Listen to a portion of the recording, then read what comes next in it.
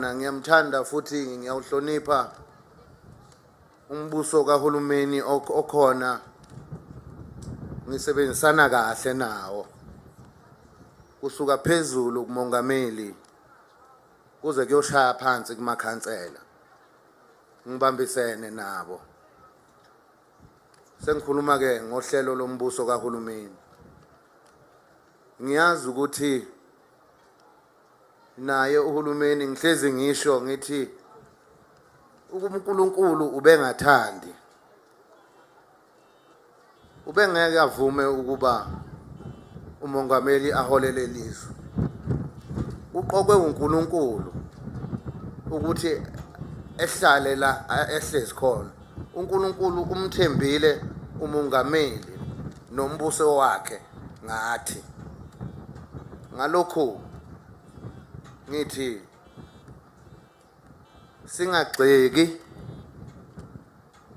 singakhombi iminwe. Niyambona manje wenzani? Awulula umsebenzi awenzayo.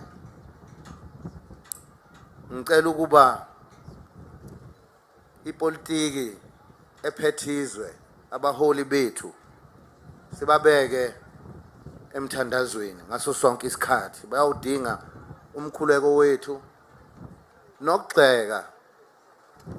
Ngiyabona ukugxeka mhlambe kumuntu mhlambe osuka kwelinye izwe, kodwa ukugxeka umbuso ophethe wena fana nokuthi uyigwaza ngowakho.